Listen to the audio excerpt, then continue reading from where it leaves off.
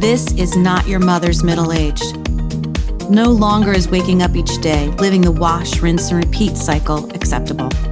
We have the life lessons, the relationships, the wins, and the losses with which to navigate to our highest self, without hesitation and without fear leading the way. We have been there and done that, and so we have so much to offer the world and each other. So join me on this journey, speaking to ordinary women doing extraordinary things for new insights, new ideas, new medical breakthroughs, and new life lessons. You will be inspired to find your best life here and now.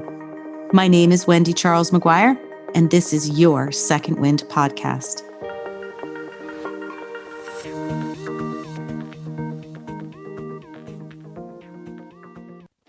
Today on Second Wind, another treat. I know I say that every time, but again, totally a treat. I have Morgana Rae, and she is the international #1 best-selling author of the book Financial Alchemy, 12 Months of Magic. There it is.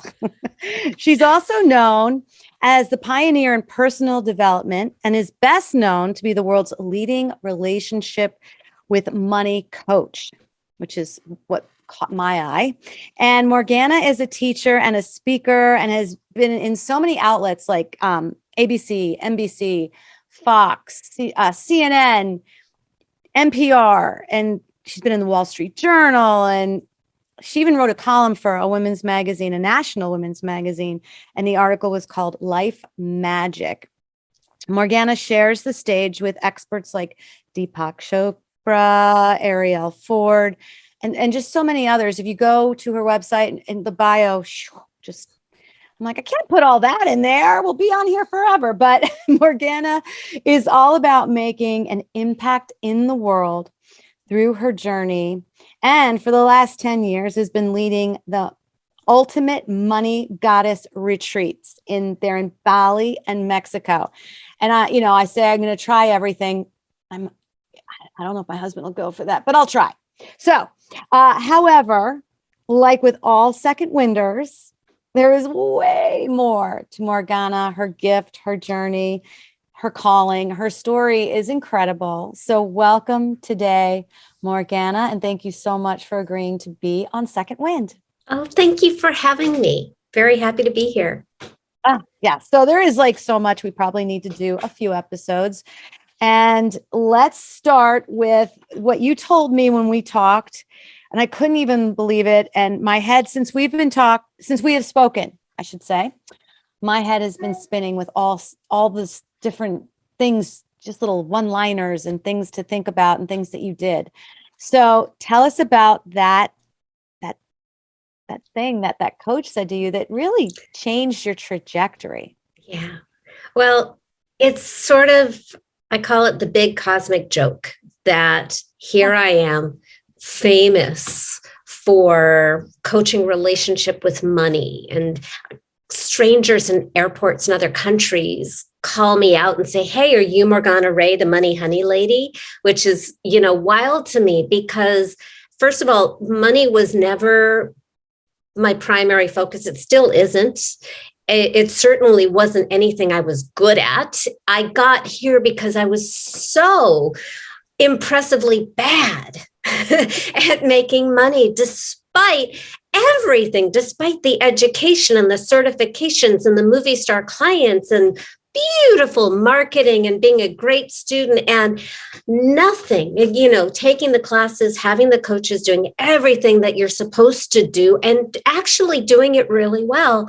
And living in Los Angeles, one of the most expensive cities in the world, and at my bottom, struggling to make $100 a month. Can't really live on that.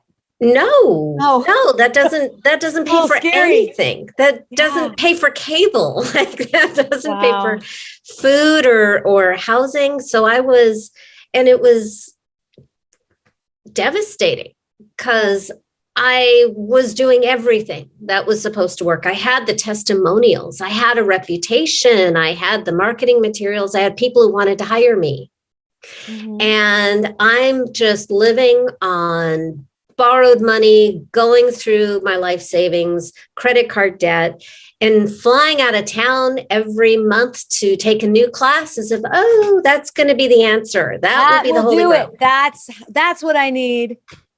That's what I need to get to this, right? So, right. And Not like that. it's horrible because not only are you not making the money, but you're spending money on top of what you're not making. And everything I was doing wasn't working. And it wasn't my fault, but it was completely me.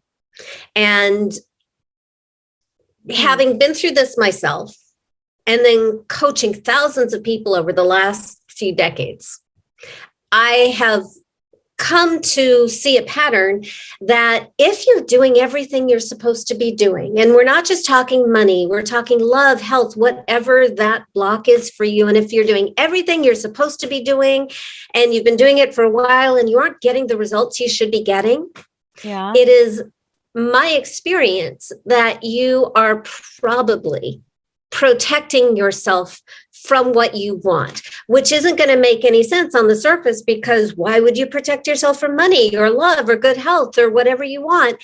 And that's actually what we're going to dive into here. And I didn't know that I was doing it until I was in this really dark, get me off this planet. I'm done playing. I've done everything and I'm out of stuff to do. Which is a really scary place. You know, I had just run out of hope and run out of ideas. And I was exhausted and hurt and angry and just, there was nothing left to do and no reason to play anymore. I finally knew what I was good at. And the mean kind of cruel response was, okay, you finally found your purpose and you can't survive on it.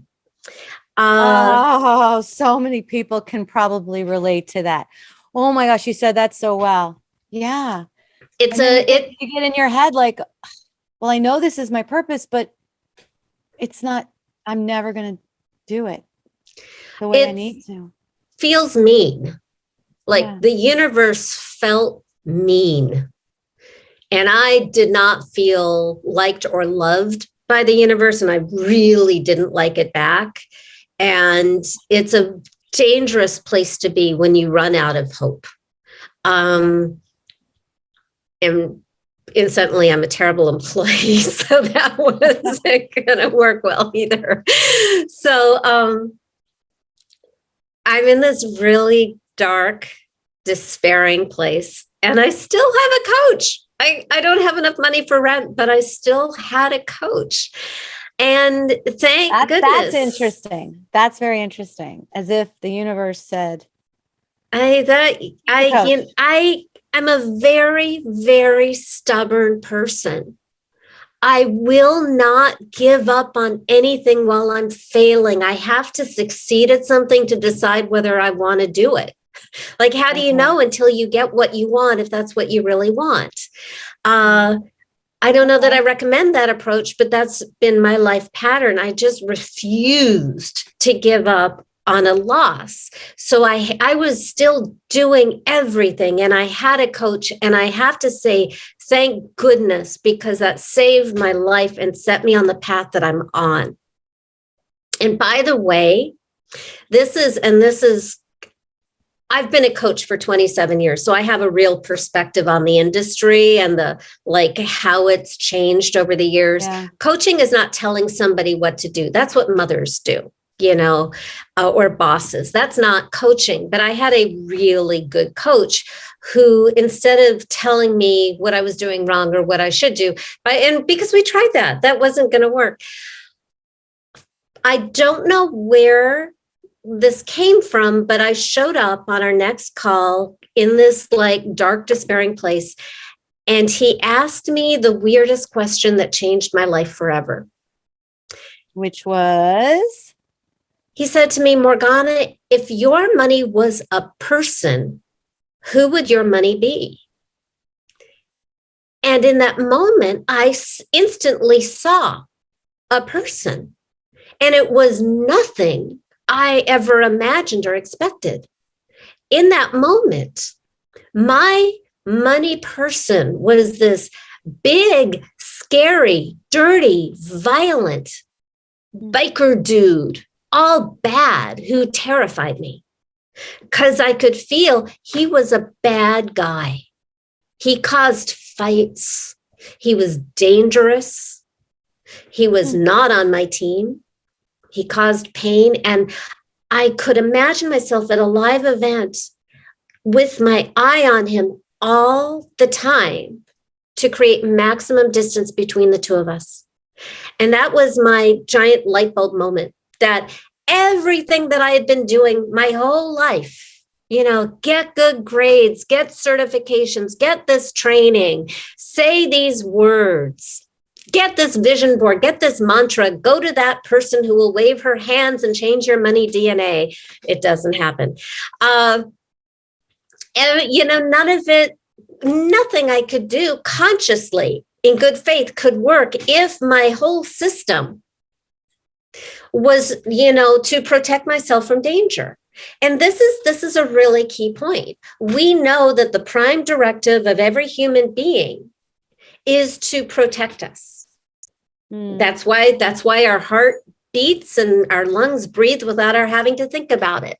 Why, when a lion jumps out, we run, because everything in us is to serve the prime directive to protect us. Now, sometimes that self-protection isn't doing a really good job, and we're protecting ourselves from something we need. And then we get all judgy on ourselves. Oh, I'm my own worst enemy, self-sabotage, and all that ridiculous nonsense. It may look like that, but it really isn't. It's just, your subconscious self has a job to protect you, doesn't always do the best job of it. And to change that pattern, we could talk about money stories and money beliefs for the next 30 hours. And it would be very interesting, but it wouldn't change anything, because the conscious mind isn't where our behavior and our results come from. It comes from someplace a lot deeper. So it wasn't until I looked at money as a person that I could see what was going on in my subconscious. Because a person is so much more real. Money is sort of an intellectual exercise. It's an abstract concept. But when we talk about relationship and we want to see what the relationship really is, because we have a real relationship with money as if it's a person already. So if we make it visible, then we can see what we're dealing with and what the problem is, so we can change it. Do we inadvertently give money energy? All the time, from before we even knew what money was. Oh, because if I get that new bike for, if I get that, somebody buys me that, that'll make me happy. Is that then I'm loved? The universe loves me. It gave me something. It starts with our parents. They are our first experience of money. Do they love me? Do they protect me? Do they value me? Do they keep me safe? Or not? Or maybe a little bit of both. Right. And every time we're told we can't afford it, it made money the bad guy.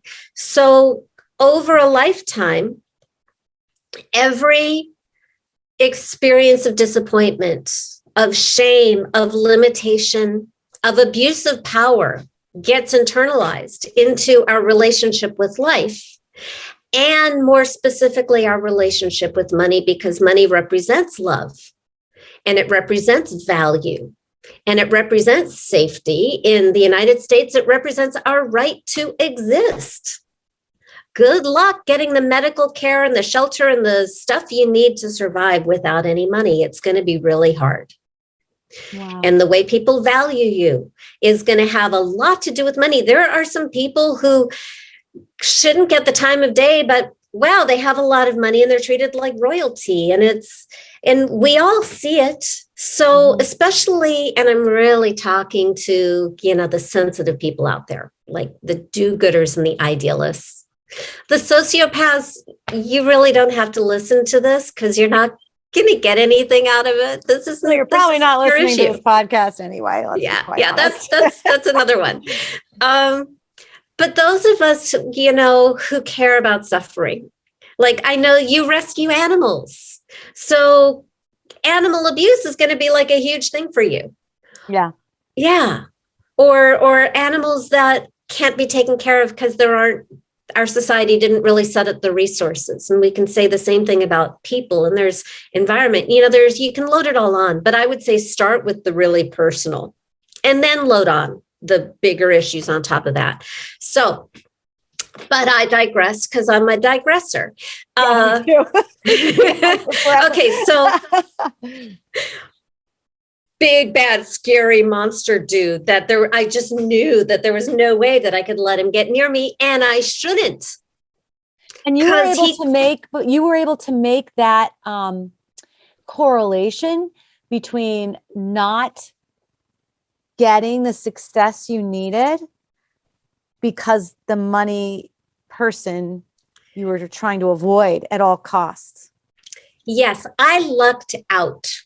I kind of jumped directly to this accidentally.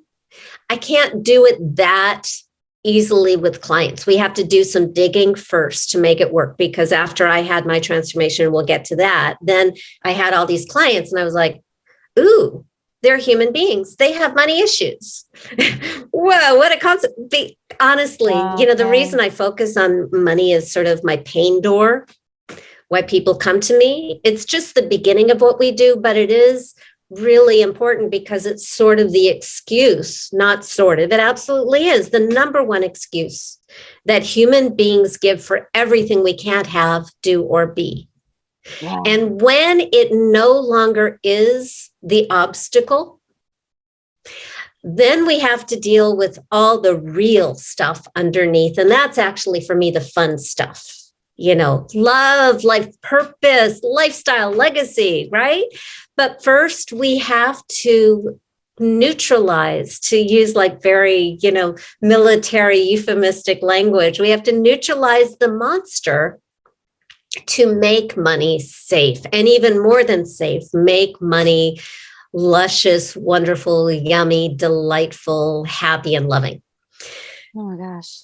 So for me, because I was already in the state of not just, I thought it was about money. Now I know, just from coaching for so long, that it's actually never really about money. It's about what money represents. I felt unloved, unvalued, and unsafe. Okay.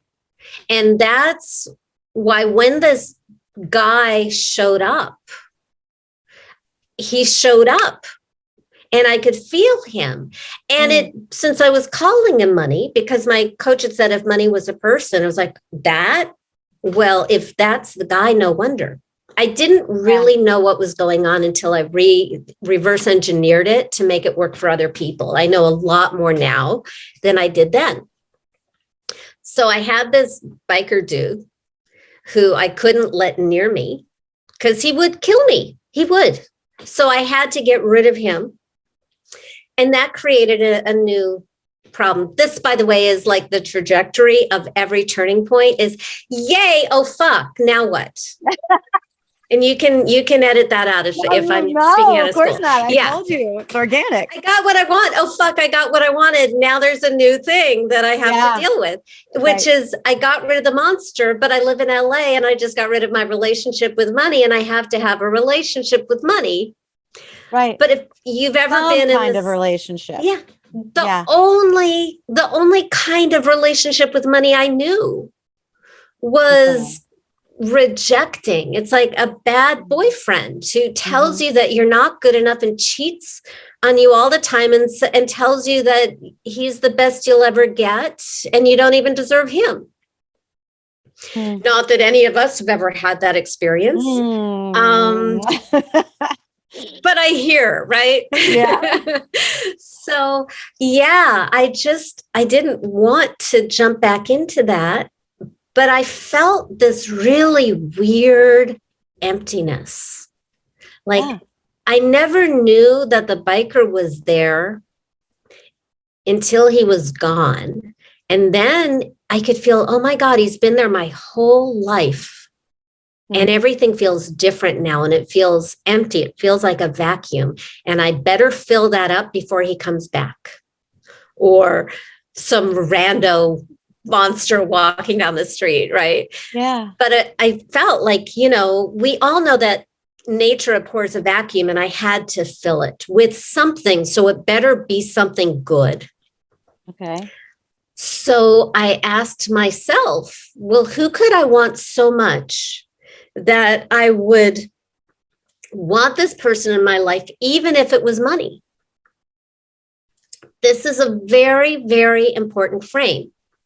Not because it's money, because as soon as you get into a sort of relationship of, I want you to do this, I want you to do that, what have you done for me lately? You're back in a monster relationship that totally disempowers you.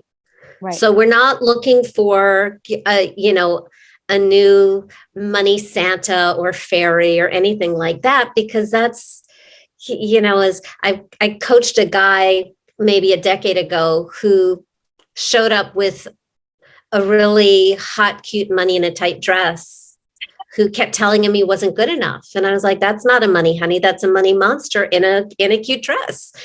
So, So I asked myself, well, who would I want so much? And being the ridiculous raised on Disney princess movies fool that I am, I instantly saw this tall, dark, handsome, romantic, sweet, cute guy in a tuxedo holding a bouquet of red flowers because he wanted to woo me. Oh my gosh. You're Prince Charming. Oh, and by the way, I had a boyfriend at the time who I was really in love with. So for all of you who are in a relationship, because this comes up all the time and it's one of my favorite things, I'm just honestly, I'm trying to cram decades Everything into an hour. Yeah. I can't, but I'm doing my best.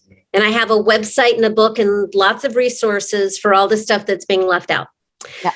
Okay, so I love it when a client says, I feel like I'm cheating on my partner. I love that, because that means that this new person feels so real and yummy that you feel like you're cheating on your real human flesh and blood person with your imaginary friend. Wow. The good news is your imaginary friend doesn't have a body, but your partner does. Okay. And if you bring that erotic, amorous energy to your real life partner, they tend to like it. I can imagine. It can be really wonderful for your actual primary relationship. It heals a lot of stuff going on there. And if you aren't in a real life relationship, this energy is super duper attractive to not just money, but to partners also. I have a lot of clients who got married and a lot of clients who had one foot out the door in their marriages, because that's what money anxiety does, who have been on decades long honeymoons as a result of this process. But okay, enough with this digression. So I met the cute guy. Yeah. And he too felt like he had been there a long time, but I had never experienced him before. It was like he was trying to get in and I was pushing him away because the bed's not big enough for the three of you. Interesting. The money monster will cock block your money honey every time. How many coaches say that? I've not heard that. Yeah. So it makes sense. It absolutely makes sense. Yeah. The trauma will just drown out this loving person who wants to be with you. So I could feel that he wanted to be with me and I didn't know how, because I'd been protecting myself from money 100% unconsciously for so long. Things that happened as a child, I made decisions about money that I wasn't aware of until 20 years later. So when I was, in my 30s already. So since I didn't know how, to let him be with me. The great thing about now it being a person, I just asked him. And because I could feel that I've been breaking his heart for a long time, which is actually really important to be aware of, because it means that you have the power in the relationship. You are the gatekeeper. All these years you thought money was the gatekeeper. Ha ha. No, it was you. So I asked my money, honey, what do you need from me so you can stay with me? Which, by the way, is a very different question than what do you need from me so you can love me? Right. The love is already there. It's unconditional. And I say that because there's a wonderful video somewhere on YouTube from somebody who really, really likes me, who's describing my process and got that wrong. And I can't tell her that she got it wrong because she's talking about how much she likes me. So for the rest of you, your money, honey, already loves you. You don't have to do anything to earn the love, but you do need to make it possible for this person to be with you because you have that power. So I asked the question and he said, I need you to love me and I need you to stop treating me like a monster. And I could feel the heartbreak and the vulnerability because he's a person worthy of love. And he doesn't feel anything like money. He feels like love, or she or they. Plug in your preference. I'm using a he because mine is a he. So he told me that. And there's that Reddit, that Reddit website thing where people ask, am I the asshole? Oh. And in retrospect, yeah, I was. I didn't know it. Again, it's not your fault. Your money monster is not your fault. You didn't make it up. You picked it up from your environment. You picked it up from society. Very often you picked it up from family generations of trauma. It's not your fault, but the good news is it's your responsibility, which means you have the ability to change it. Yay. Yeah. So I could see how I had been pushing this person away, not loving this person, breaking this person's heart. And I didn't want to do that.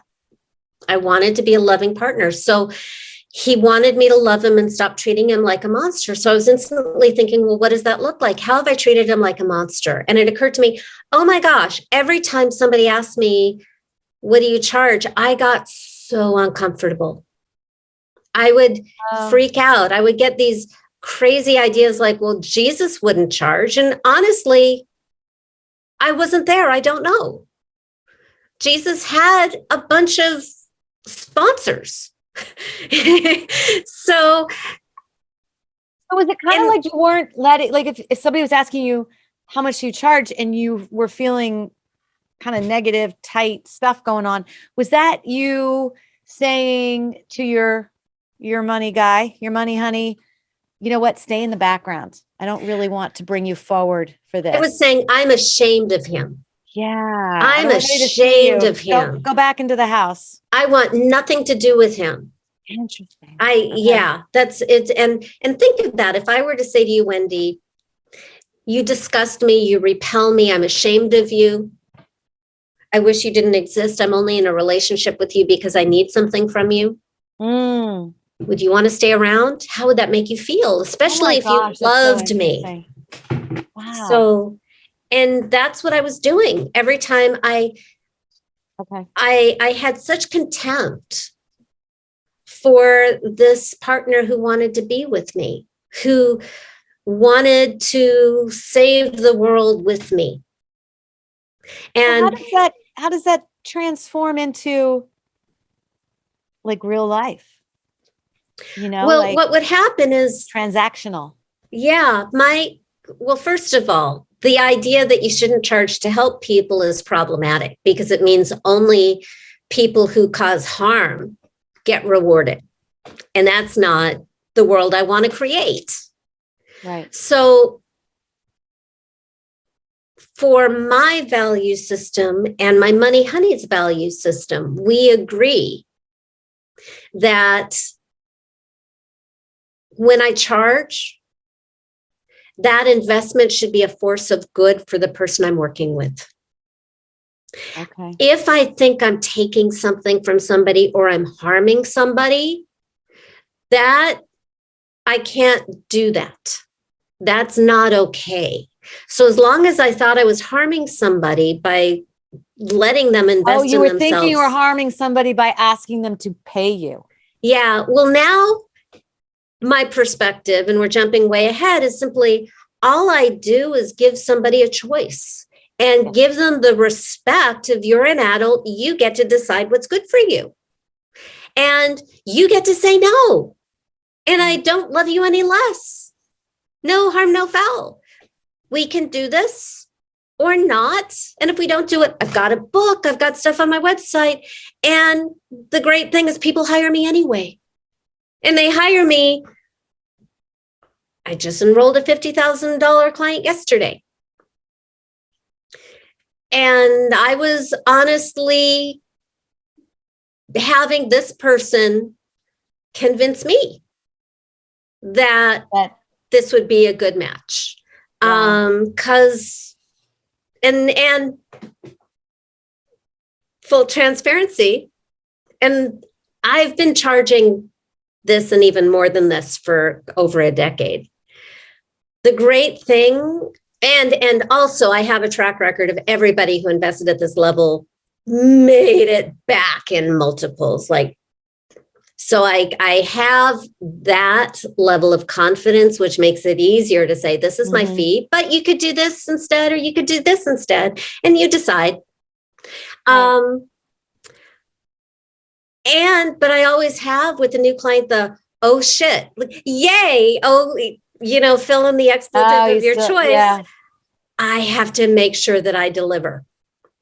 And by the way, for those of us who want to be the do-gooders, charging more, and I'm not saying jump to my fee or any, crazy number. It has to be in integrity. And it's great to have that conversation with your money honey to find it. And it was gradual for me where the number would get bigger. And then there would come a day where I would say whatever my fee was, and I'd feel this crushing, chest sinking feeling of self-betrayal. And it would be oh, I can't charge that anymore. It's gotten too small. It's making me feel depleted. Crap. I have to grow bigger. But the great thing about it is it inspires me to make freaking sure that whatever I charge is worth way, way more. And you don't have that feeling when you don't have skin in the game and you're just giving it away for free. And in that respect, giving it away for free is not really ethical because you're kind of cheating the person of your best. Gotcha. So, and that's just my perspective. If I am doing something for free, do I give everything I can? Like I'm trying to right here? Yeah. But there's another level of oh, fuck, I can't screw this up because I can't hurt this person. So I have got to make sure that it is the best investment of their life. Okay. So, we were on. So you just said exactly, you just answered the question. Yeah. Right? So yay. What I'd love to do is go back a little bit and talk about Morgana Rae, because you were a ballerina, you were an actress, you majored in religion, you had a horrific accident where you could have died and you had to claw your way back. Ugh. So share a little bit. You grew up in an interesting dynamic with your mother and father being divorced when you were 1 or something? Well, they split in my first year. And by the way, that was a really good thing. Yeah. Don't stay together in a really bad marriage to protect the kids, because their being apart saved my life. They went through the formality of legally divorcing when my mom remarried when I was 5. And I went on the honeymoon with them. Oh, fun. Yeah. So My mother is really, really challenging.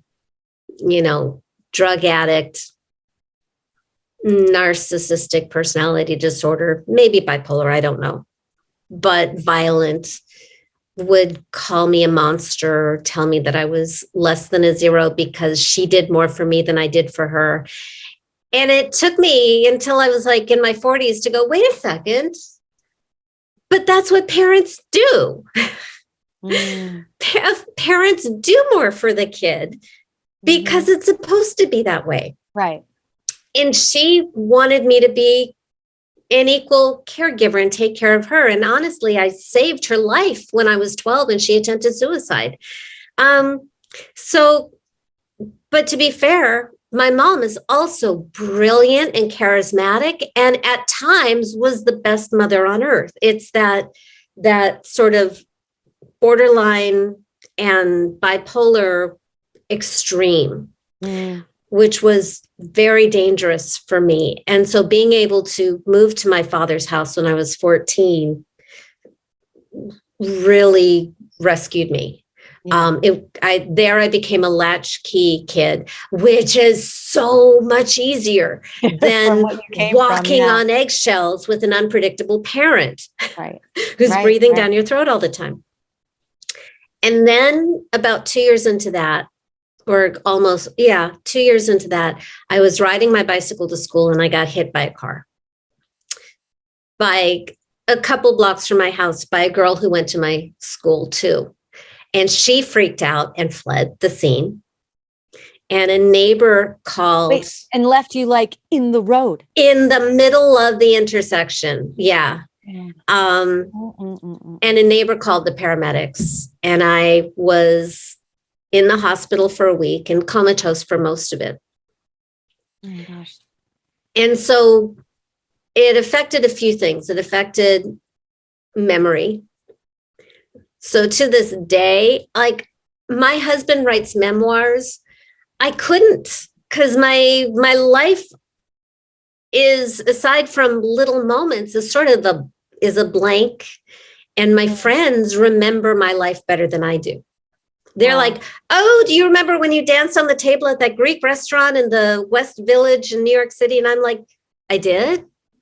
Like, did I have fun? I just want to know. Yeah, like I didn't know that I did stuff like that. Really? Wow. So, okay, I'll take your word for it. Yeah. So when I woke up, I couldn't keep up in school. I went from being this easy A student. By the way, there is so much arrogance and hubris in being a happy, successful person that I didn't know until I lost everything. So I had judgments about kids who didn't do their homework or do well in school. And suddenly my brain couldn't concentrate or remember things. I had trouble staying awake reading a whole page. It was a very, very useful experience. And by the way, I believe all of our difficult, traumatic, or even victim experiences humanize us. They're sacred. They give us the humility and capacity to respect the experience of other human beings. And without that, we can be monsters without any. You said, I think you said you had a little radio show for a couple of years. What was the name of that on my notes? Morgana Radio. Yeah, Morgana Radio. Okay. And I did a little research with that. And you had said with your guest that you both had come upon the conclusion that when you go through these traumatic experiences, it's almost like you're rebirthed and ready to take on the next. Yeah. I thought that was really interesting and creates genuineness and authenticity. There's an unfortunate tendency in the personal development world, in the coaching world. A lot of people call it law of attraction. And by the way, I'm buddies with half the people who starred in The Secret. And I know them as real people. there's an unfortunate tendency to be afraid of unpleasant feelings, of air quote, low vibrations. And what that does is that then you're gonna make them come to you, right? It blames the victim. It's like the Bible. This tendency goes back a lot of thousands of years because, the religion like superstitious, major. Right? It's like being well, Job's comforters, like talk about sarcasm. They are called his comforters. And how did they comfort him? They say, gee, Job, you must have done something terrible to get all this tragedy raining down on you, where we, the readers, know that he didn't do anything wrong. It just happened. And to this day, you must have done something terrible if you're struggling. And I don't believe that. I believe that these things happen and they're a doorway, they're an opportunity for your next level of self-love and empowerment and capacity to care and help others. Yes. Marcus Aurelius in Western tradition and the Buddha in Eastern religion both said pretty much the same thing, that what matters isn't what happened to you or even why it happened to you. All that matters is how are you going to respond? Because that's the only power we have. Jeff said that to my husband yesterday. It's so funny that you said that. Yeah, Buddha Wendy. It's what you're given, and it's not.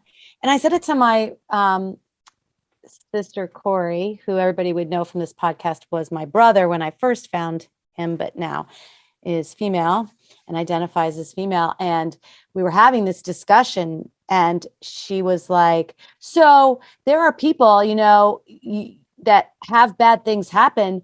And I said, yeah, but we all have bad things happen, but then it's how you choose to deal with it. Well, what if they don't have the tools to deal with it? And that I'm so glad that your sister said that, because we don't always have the tools. Exactly. After my accident, I couldn't sleep for 2 years. I was suicidal daily. My mother became, I was living with my dad, but I was getting so far behind in school that I moved back to my mom's house. My mom goes, hot and cold, and she's like great mom, bad mom. And at the moment she was great mom. So I moved back there, and then she turned. And because she didn't, and I have a lot of compassion for her. Being a mom isn't easy, right? Especially when you can't help your kid because her brain is broken. Gosh, yeah. So I think she was freaking out, and the way she freaks out is to get violent and abusive, and I don't think she has a choice, because we all do the best we can.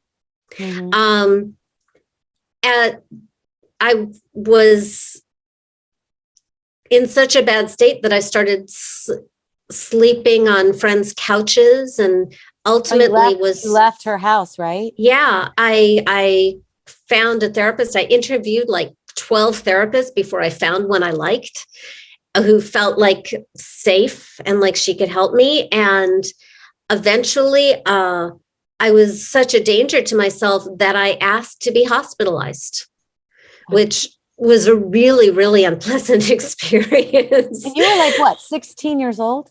I was 17. I had the car accident about 2 months before I turned 17. And then I had 2 years of not being able to sleep and wanting to die and just struggling. I changed high schools. The new high school was, by the way, wonderful. I don't know. I showed up halfway through 11th grade, and these kids who didn't know me from anything became my friends. And I never even knew why, but they were just like, oh, we like you. Literally, one of them said, we like you. We're going to be your friend.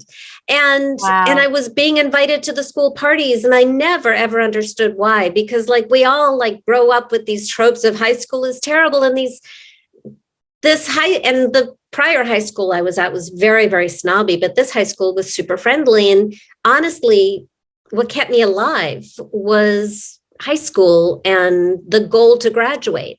But I did hospitalize myself for a month and came back. And while I was gone, they voted me most mysterious senior at my high school because nobody knew what was going on. You never told anybody. You never told any of these kids. I don't know how, I don't remember how much was known. I don't think a lot of it was known. I'm not terribly secretive. I tend not to be secretive, but not everybody needs to know because that's like a burden to them. Mm-hmm. And when I was in this hospital for however long my insurance would pay, which was probably 3 weeks, they told me that I couldn't move back with my mom, that it was too dangerous. And so I ended up my senior year living on somebody's dining room floor. And one of the worst moments was when the teenage daughter in that house was making out with her boyfriend on the couch in the living room next to the dining room. And I could hear him whispering, "She lives here." And yeah, I did, on the floor. But it let me get to high school so that I could graduate and go to college in Massachusetts. And it's not all bad news. Honestly, I would never repeat the experience again. And I stopped riding my bicycle. But while I was going through this horrible, horrible stretch of years, my intuition started doing really weird things. Like I started knowing things before they happened. And I started having visions. And I even had one spooky, weird moment in that hospital way back when, where for some reason a nurse said, pick a number between 1 and 1,000. And I blurted out the number. And I terrified her because I got it right. Oh, wow. She looked at me like some kind of, witch. Yeah, 1,000 chances, right? 1 in 1,000. Yeah, now if you went to Vegas and I had to get it right and I'm trying, it doesn't work that way. But if I'm not trying, it just comes out.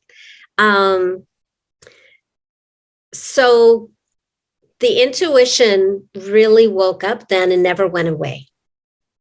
And the humility and the compassion never went away. I learned a lot more about the human experience. I learned a lot more about the brain. When we're talking about tools, I didn't have tools to fix my broken brain. Right. And because I grew up with an addict mom, I grew up with a lot of her very well-intentioned but not helpful friends telling me that because my mom was an addict, I was an addict who had just never happened to take any drugs. So they scared me from taking antidepressants or getting medical treatment. And so I was trying, just like, with the money story, I was trying everything. I was trying diets. I was trying meditation. I tried rebirthing, which is where they make you hyperventilate. And a lot of people love that. And like every alternative thing on earth, and it wasn't fixing it. Anything that I tried wasn't fixing it. And I had this moment where I was just so ready to die that I said, yes, I would take an antidepressant because to me, it was a form of suicide.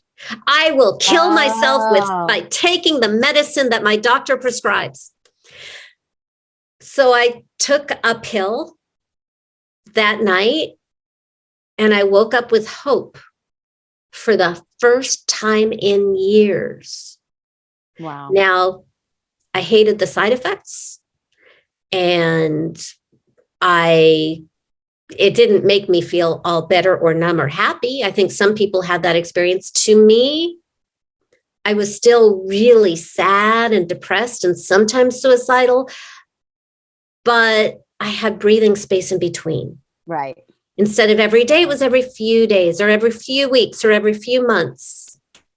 And it gave me the breathing space that I could work things out in therapy, and I could have time to heal until the day came where I didn't need it anymore. And I was very happy to get rid of it because I didn't like the side effects.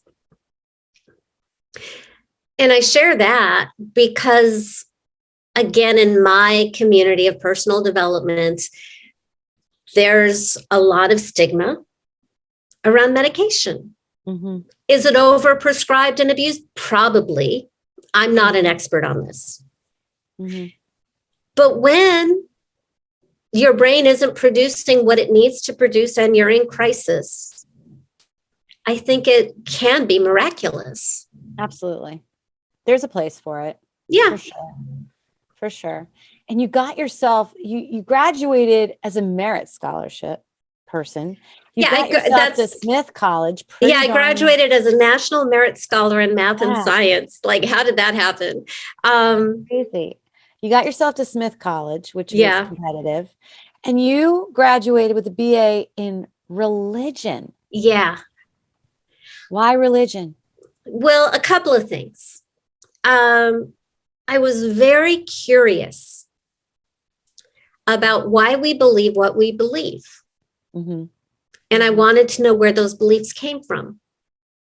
I've also been my whole life, and still am, asking these big questions like, what are we? What are we human beings? What are we? Are we just a sack of cells and neurons, or are we souls? What are we? And what is this universe? Because there are a lot of different theories about that we live in. And ultimately, how do we have a better experience while we're here? Mm-hmm. So I was curious. And then I took my first class in Asian religion, because you can't tell because it's so dim, but I'm pointing my finger right underneath. I have this cast iron Buddha from the Tang Dynasty, China, because my grandmother was born and grew up in China. And you can see, I can see a little gold leaf is left. So it was probably gold at some point. And I was this fat, chubby social outcast as a kid. Like I was the one everybody bullied and beat up on because I was chubby. So people were teasing me for being fat. But I also had this vague awareness that a bunch of other people were worshiping this guy who was fat. And to my 7-year-old brain, that was like, that's not fair. What's going on? And I was still curious by the time I was in college. So I took a class in Asian religion in like very body shaming United States to find out, how could people worship a guy who can't, manage his weight? And I got the answer. Oh my gosh. Which is that dieting can be very distracting. Starvation and obsession with that kind of stuff is very distracting, and that's not enlightenment. So Siddhartha, who became the Buddha, made a decision to stop feeding his ego with all this ascetic, self-denying achievement, and just cut it out and focus on what really matters. So he decided, okay, I'm not going to be skinny anymore. And it also, in the region of China that it's from, it also represents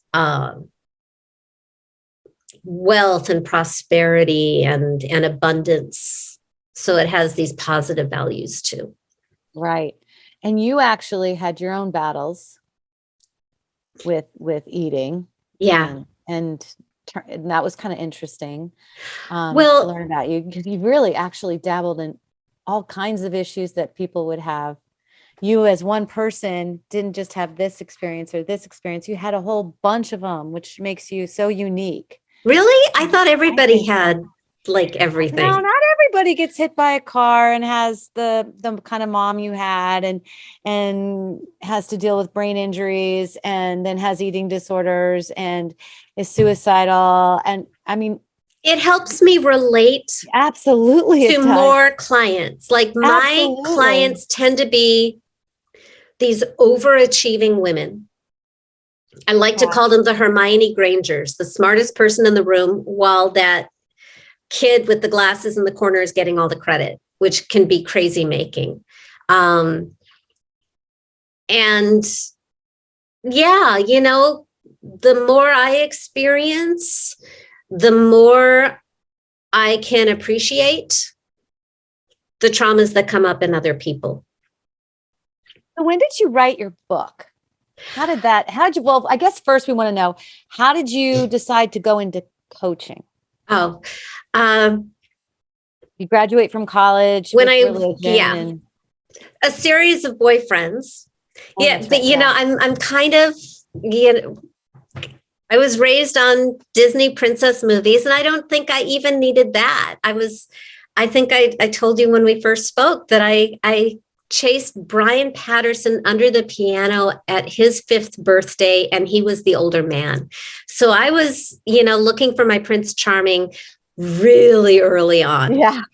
And I returned to Los Angeles after like a really bad relationship in Northern California. There was a boy who had hurt my feelings when I was 12, who I was giving his second chance when I was like 22. Oh my God. And by the way, wonderful guy. We're still friends. And I moved down to LA, and I went to college because I didn't know what to do with my life. I graduated from college and I still didn't know what to do with my life. I thought I would be a graduate student and a college professor, but I had a boyfriend who said that would be stupid. And I was like, oh, okay, that would be stupid. I won't do that. Because, you know, I was a young woman and I wanted to be loved more than anything else. And that didn't work out. So I moved to LA to live with somebody who's really nice to me. And he said, well, you know, why not be an actress? There's a whole sub-story that my grandmother co-created the original Renaissance pleasure fair, ye old Renaissance fair. I grew up at the fair saying, yay, verily and forsooth, and wearing great costumes. And it was totally romantic. And I had a series of super smarty boyfriends in tights who went to Harvard. And the LA boyfriend was one of those Harvard boys in tights. Wow. And so he knew me when I was an actress at the fair. And he said, well, you were a good actress, become an actress. So I became an actress, did not succeed. And while I was not succeeding, I got a flyer for a coaching program for the entertainment industry. And I went through their program. And what made you decide to do it? You get this flyer. What's the moment that made you say, oh, I should take this seriously, not throwing it in the trash? Because an actress I knew, Sharon Lawrence, who had her breakthrough on NYPD Blue, but I knew her when she was like me and not anybody. Right. Beautiful lady, really good actress, but just a peer. You know, just hustling and doing showcases and trying to get a break. So when her name was on the flyer recommending this program, and by the way, anybody out there in business, it's that social proof when somebody, you know, recommends something that goes a million miles. So I gave it a shot because Sharon recommended it in the flyer. On it. Okay. Yeah. For no other reason. That's amazing. That was it. You know, it was like, well, if she said that it works, then I'll give it a shot. And I really, really liked it. I had a big breakthrough. And I also thought I could be a coach for this. Stay tuned for the rest of Morgana Rae's story on how this flyer to learn how to become a coach changed her life forever.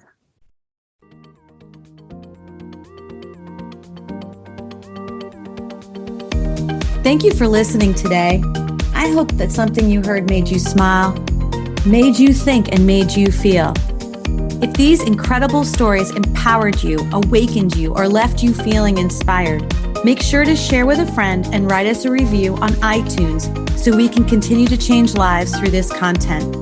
Make sure you tag us while you're listening on our Facebook group, My Second Wind, or hit the link in the show notes to join the conversation.